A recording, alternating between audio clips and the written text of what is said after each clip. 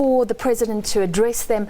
So I think they're still waiting for that address, but surely this will filter through. We know that in South Africa, there are more cell phones than there are people. So these are students. They are bound to have cell phones. They're bound to be connected. That news is definitely filtering through.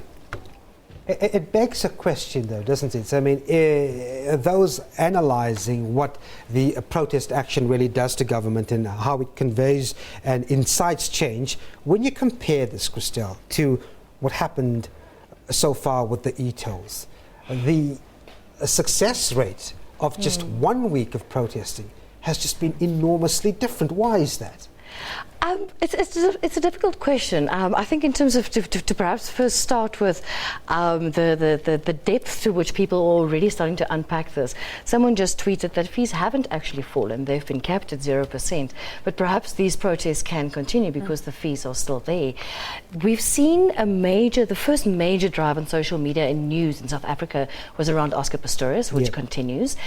E-tolls, I think, continues. But I think it speaks to how it's managed. We said earlier that government on this matter was tweeting hourly from the presidency's office. They were, at least on this day, quite engaged with the community, and that plays a significant role in how people react. We'll get more from you in a moment. Sorry about this, Francis. I believe our main reporter at the Union Buildings, Griselda Lewis, is standing by, perhaps a little bit more on the reaction of students. Griselda. Well, a very good afternoon to you, Devin. Well, what I can tell you at this stage is that the protesting students have now begun throwing stones here at the Union Buildings. After news, as you can hear there, more stun grenades to the reaction that President Jacob Zuma will not be coming to address students here on the southern lawns. You would know that President Jacob Zuma has announced a 0% increase, but what the students were hoping for was for President Jacob Zuma to come and address them on the lawns. You would know the whole morning they've been calling for someone to come and address them here. After news broke that President Zuma will not be coming, just more stun grenades there in the air as well again, Devin. That's the reaction that students have to the fact that nobody is coming to address them. There's a stand that has been set up here at the Union Buildings where President Jacob Zuma, we understand, was supposed to address students, but that's been stoned now. We see one of the police officers right there, more stun grenades there again.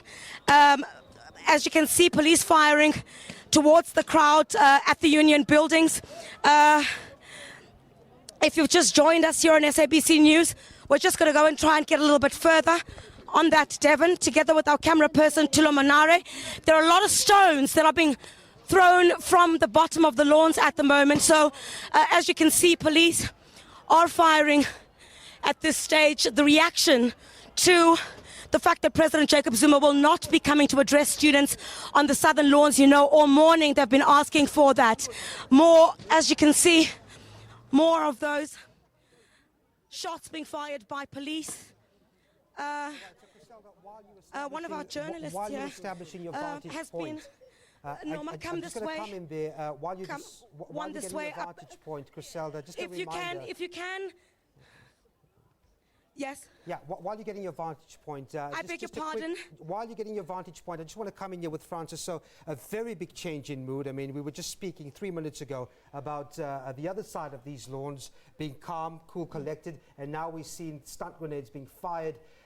This is certainly not what we thought would happen. Very disappointing. Violence breaking out again, and I guess this is such a big protest, and we saw in Parliament the other day. It also depends on your vantage point, on where the cameras are. You could have different moods because it's such a huge gathering. Griselda, is there any understanding of why the president will not be coming out?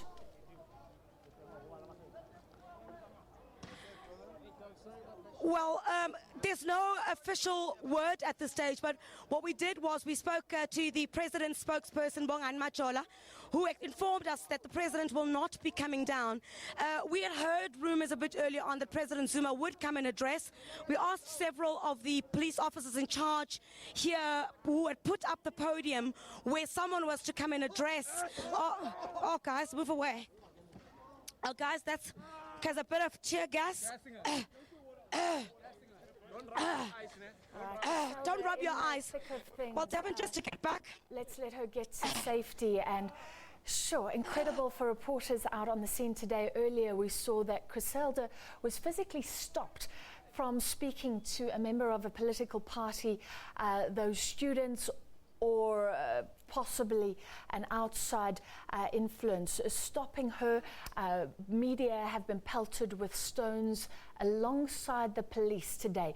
So it has been a volatile and changing situation. Police using stun grenades and tear gas. I don't know if you've experienced it. It's horrific. I was trying to get a sense as those visuals came through to us here about exactly how many students were possibly involved in those what appeared to be stone throwing, but I think this perhaps gives us a better vantage point to sort of decide. It looks like we've had a very sparse showing of students that actually caused this. Christelle, I don't know if social media is speaking to what we're seeing at the moment on the screen.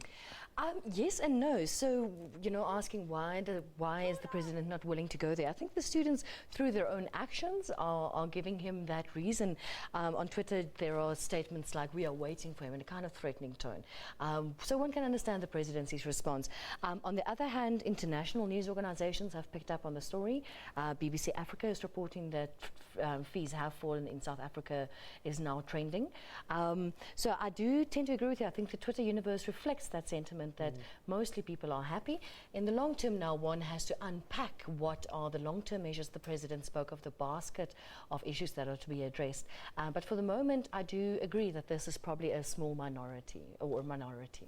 It is making international news. CNN also reporting on these scenes, and the world is watching once more. Interesting, you mentioned the e-tolls.